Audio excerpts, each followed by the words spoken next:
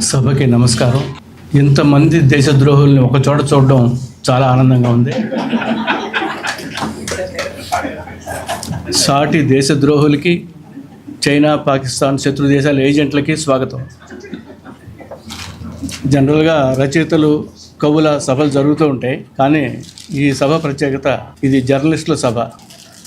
వేదిక మీదే కాకుండా ముందు కూడా చాలామంది తెలిసిన జర్నలిస్టులు, పేపర్లో పనిచేసిన వాళ్ళు కనిపిస్తున్నారు.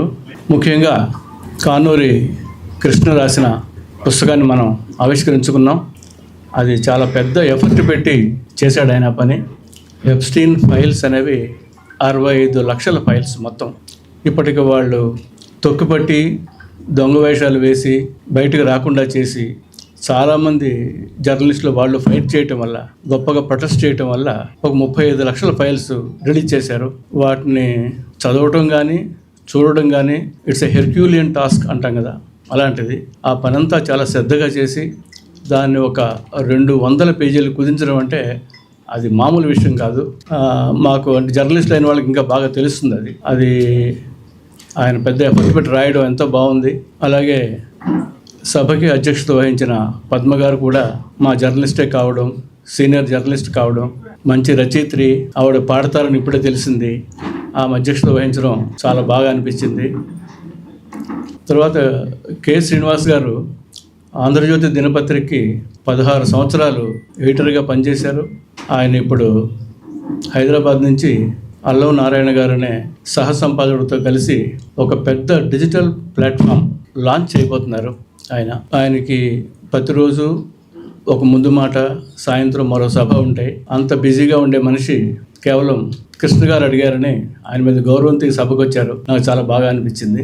కాఫ్కా అనే ఒక ప్రసిద్ధ రచయిత నీలో గడ్డ కట్టుకుపోయిన సముద్రాలని పగలగొట్టే గొడ్డలి కావాలి పుస్తకం అన్నాడు. అంటే ఆయన సీరియస్ లిటరేచర్ గురించి చెప్పినప్పటికీ ఇలాంటివి ఎప్స్టీన్ ఫైల్స్ లాంటివి. ఒక 25 ఏళ్ల క్రితం పంజాబ్లో ఒక సిక్కు యువకుడు, సిక్కు యువతి దాదాపు ఒక ఊరు వాళ్ళే ప్రేమించుకుంటే ఆ అమ్మాయిని క్రూరంగా చంపారు. అతను ఇప్పటికీ జైల్లో ఉన్నాడు 25 ఏళ్ళుగా. దాని మీద జస్పీందర్ సింగ్ అనే ఒక Punjabi journalist, investigative reporter book రాశాడు. ఆ పుస్తకం, ఆ ట్రాజడీని చాలా బాగా రాశాడు. దాన్ని ఝాన్సీ పాపుదేశి అనే రచయిత్రి తెలుగులోకి తెచ్చింది. ఆ పుస్తకం పేరు పరువు. వీలైతే చదవండి. చాలా చిన్న పుస్తకం, లెస్ దాన్ 100 పేజెస్. అంటే ఒక పెద్ద ఈవెంట్ని అలా రాయటం. ఎందుకో తెలుగులో అలాంటి పుస్తకాలు ఎక్కువగా లేవు. అంటే తెలుగుదేశం విజయం మీదో, ఎన్టీ రామారావు జీవిత చేతిలో, చంద్రబాబు నాయుడు ఎలక్టోరల్ విక్టరీలో వాటి మీద బుక్స్ ఉన్నాయి. కానీ ఇలాంటి మేజర్ ఈవెంట్స్, వాటర్ గేట్ కానీ, రాజీవ్ గాంధీ హత్య కానీ, అలాంటి వాటి మీద ఒక తెలుగు జర్నలిస్టు మాతో సహా పుస్తకం రాయడం జరగలేదు. ఆ విషయంలో దాన్ని, ఆ ఐస్ని బ్రేక్ చేసిన వాడు కానూరి కృష్ణ. చాలా శ్రద్ధ, చాలా ఓపిక కావాలి చేయాలంటే. చాలా లెబోరియస్ జాబ్ అది. అయితే అది చేసినందుకు కృష్ణని ఎందుకు మనం మెచ్చుకోవాలి, ఎందుకు చాలా బాగా చేసావు అనాలి అంటే, ఒక ఏనాటిదో ఒక పురాతనమైన కథ ఒకటి ఉంది తెలుగులో. ఓ పెద్ద రాజ్యానికి బాగా మంచి పేరున్న రాజు ఉంటాడు. ఆయన కొడుక్కి 20 ఏళ్ళు ఎంతో వచ్చి వాడు రాజు కావడానికి సిద్ధంగా ఉంటాడు. అయితే రాజుగారికి ఓ అరణ్యంలో ఒక గురువు లాంటి వాడు, ఒక ఋషి లాంటి వాడు ఉంటాడు. ఆయన అంటే చాలా గురి రాజుగారికి. కొడుకుని పిలిచి, అరే నీకు పట్టాభిషేకం చెయ్యాలి, కానీ ఒక్కసారి నువ్వు ఆ అరణ్యం అది చెప్తాడు, అక్కడికి వెళ్ళి ఆ గురువు గారిని కలిసి ఆయనకు ఒక నమస్కారం పెట్టుకుని ఆయన ఏది చెబితే అది చెయ్యి అని చెప్తాడు, ఎదురు చెప్పద్దు అని కూడా చెప్తాడు. వాడు వెళ్ళి ఆ యువకుడు ఆ ఋషిని కలుస్తాడు, చెప్తాడు ఇలా రాజుగారి కుమారుడిని అని చెప్తాడు. అప్పుడు ఆయన ఏమంటాడంటే, బాగుంది, ఈ అరణ్యంలో ఇంకా లోపలికి వెళ్ళి ఒక 15 రోజులు ఉండి నువ్వు మళ్ళీ నా దగ్గరికి రా, ఏమైందో చెప్పు అంటాడు. వాడు వెళ్ళి వస్తాడు, 15 రోజులు ఒకడే ఉండి వస్తాడు.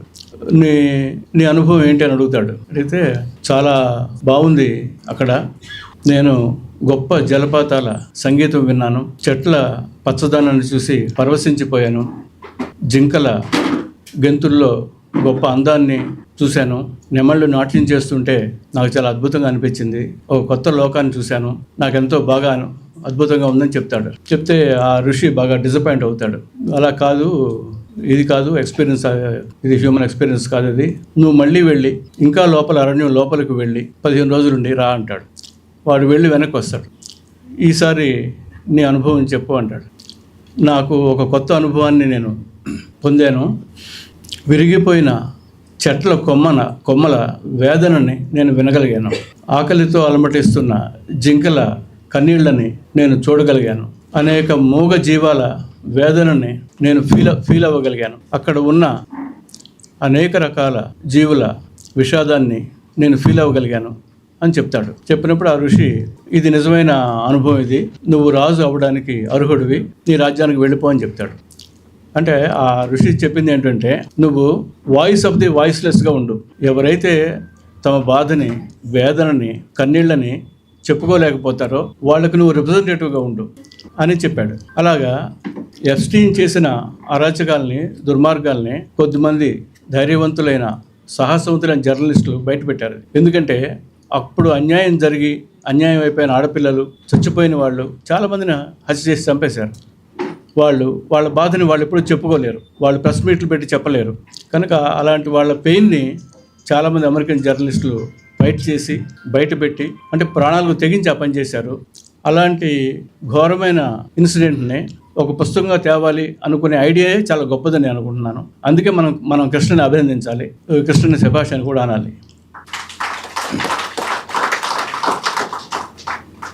ఒక 25-30 ఏళ్ల క్రితం economic hit man, the confessions of economic hit man అని అమెరికా నుంచి ఒక పుస్తకం వచ్చింది. చాలా సెన్సేషనల్ బుక్ అది. అంటే అమెరికా చిన్న దేశాలని లోబర్చుకోవడానికి, వాటిని తన గుప్పిట్లో పెట్టుకోవడానికి, అక్కడున్న ఖనిజ వనరుల్ని కొట్టేయడం కోసం అది ఏం చేస్తుంది, మోడస్ ఆపరెండే అంటాం, అది ఆ పని విధానం ఎలా ఉంటుంది అనేది ఆ పని చేసిన అతనే రాశాడు.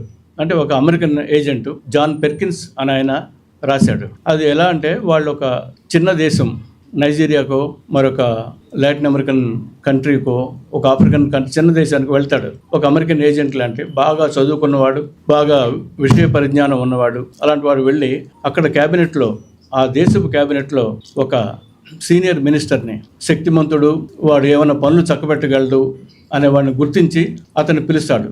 ఆ దేశంలో ఒక 7 స్టార్ హోటల్కి పిలిచి అతనికి ఒక ప్రపోజల్ పెడతాడు. మేము మీ దిక్కుమాలిన పేద దేశానికి ఒక అద్భుతమైన అల్ట్రా మోడర్న్ ఎయిర్పోర్ట్ కడతాం.